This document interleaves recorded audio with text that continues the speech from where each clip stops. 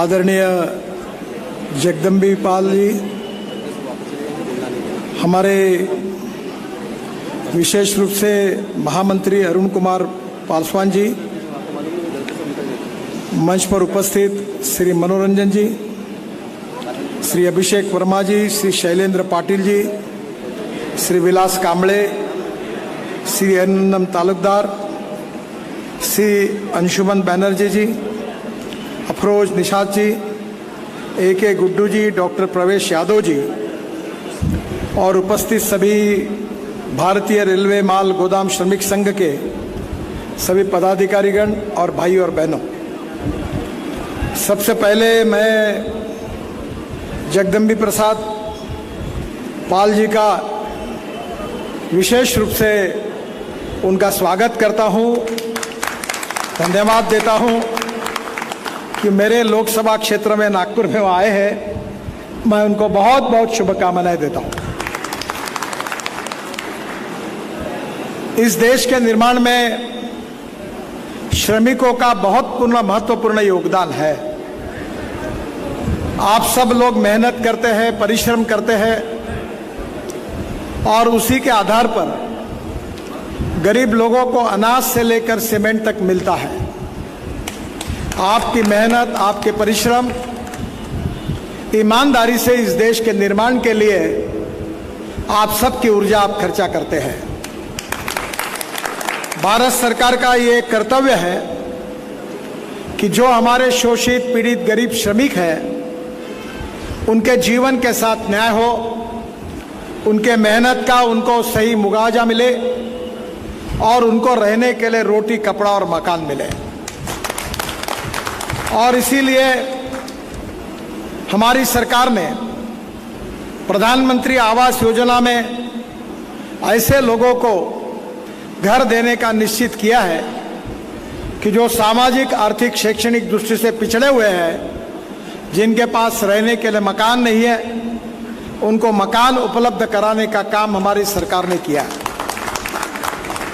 नागपुर में भी हमने 25,000 मकान बनाने का कार्य शुभारंभ किया है। करीब 6,000 लोगों को मकान अवार्ड हुए हैं। मैं हमारे नागपुर के सभी श्रमिकों को आह्वान करता हूं कि आप इस योजना में अप्लाई करिए। आपको भी मकान देने के काम के लिए मैं पूरी मदद करूंगा। जैसे मकान की आवश्यकता होती है, वैसे श्रमिकों के बच्चों के लिए अच्छी शिक्षा मिलने की भी आवश्यकता होती है। यहाँ अजनी में सेंट्रल स्कूल है, केंद्रीय विद्यालय है, उसका स्टैंडर्ड अच्छा है और काफ़ी बड़े प्रमाण पर रेलवे के और जो श्रमिक काम करते हैं उनके बच्चे यहाँ शिक्षा लेते हैं। अच्छी शिक्षा मिलनी चाहिए, रहने के लिए अच्छा मकान मिलना चाहिए और जो बच्चे आपके हैं उनको अच्छी पढ़ाई करने के बाद रोजगार मिलना चाहिए। मेरा विश्वास है कि आपके अधिकारों का रक्षण करते हुए, विशेष रूप से इस समय कोविड के कारण हम सब लोगों को बहुत समस्याओं का सामना करना पड़ा।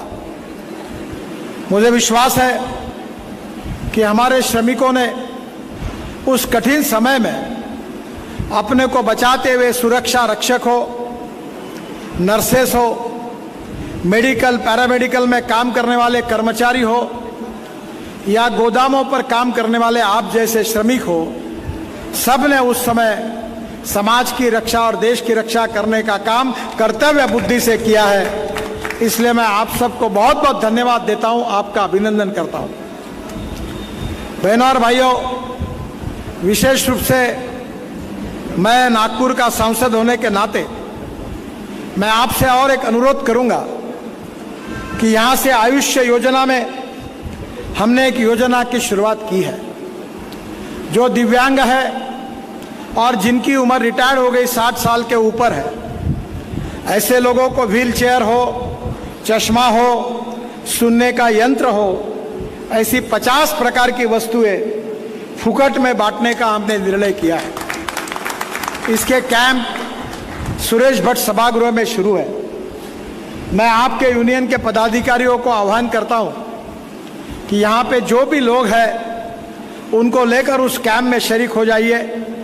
हमने कुछ जगह बसेस की भी व्यवस्था की है और निश्चित रूप से यहाँ के गरीब लोगों को ये सब सुविधाएं निःशुल्क देने का जो निर्णय हमने लिया है उसका आप फायदा उठाइए। आयुष्य योजना में हेल्थ इंश्योरेंस की भी योजना है और उसके साथ उसका भी फायदा हमारे श्रमिकों ने लेना चाहिए। चाहे हार्ट का ऑपरेशन हो, चाहे कैंसर जैसी बीमारियां हो, इन सब को मैं मेरे ऑफिस से नियमित रूप से हजारों श्रमिकों की मदद करते रहता हूं। मैं आपके यूनियन के लोगों को भी आह्वान करता हूं कि इसके बारे में आपकी कोई अड़चन और समस्या होगी तो मुझे दीजिए, मैं पूरी तरह से आपको पूरी मदद करूंगा। राजनीति का सही अर्थ है समाज कारण। राजकारण का अर्थ होता है समाज कारण और समाज कारण का अर्थ होता है राष्ट्र कारण और विकास कारण। जो गरीब है, पीड़ित है, शोषित है, जो सामाजिक शैक्षणिक दृष्टि से, आर्थिक दृष्टि से पिछड़े हुए हैं, उनको भगवान मानकर उसकी हम निरंतर सेवा करते रहे, यही पंडित दीनदयाल उपाध्याय जी का आर्थिक चिंतन है।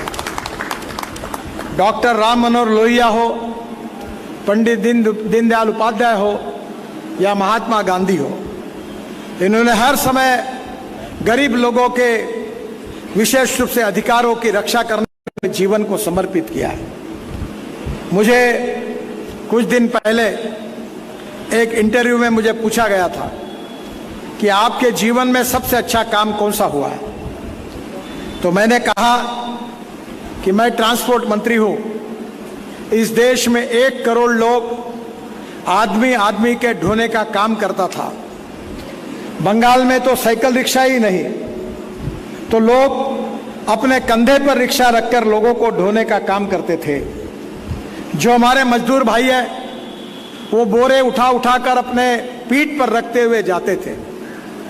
मैं नसीबवान हूं कि आपके सबके आशीर्वाद से मैंने इस देश में ई रिक्शा की, ई कार्ड की शुरुआत की और 1 करोड़ में से करीब 60 लाख मजदूरों को, जिनका शोषण हो रहा था, जो आदमी आदमी को ढोने का काम करते थे, उनको मैकेनाइज्ड ड्रिवन ई रिक्शा देने का काम मैंने किया। मैं हमारे यूनियन के पदाधिकारियों को यह अनुरोध करूंगा, अब गोदाम में पीठ पे बोरा रखने वाली पद्धति को बंद करना चाहिए। हमारे सभी मजदूरों के लिए मैकेनाइज्ड ड्रिवन ई रिक्शा, ई कार्ड की व्यवस्था करनी चाहिए और उसी के आधार पर माल ढोने का काम करना चाहिए। इस प्रकार के शोषण को आप समाप्त करने के लिए आप सब आगे आइए, हम आपकी पूरी मदद करेंगे, ये मैं विश्वास आपको देना चाहता हूं। हम सब लोग मिलकर सामाजिक आर्थिक परिवर्तन के साथ इस राष्ट्र का निर्माण करने के लिए काम कर रहे हैं। जगदम्बी प्रसाद जी यहाँ उपस्थित है, वो हमारे उत्तर प्रदेश के मुख्यमंत्री रह चुके हैं, एक प्रभावी नेता है और संसद में हर समय शोषित पीड़ित लोगों के लिए अपने आवाज को बुलंद करने वाले ऐसे हमारे नेता हैं।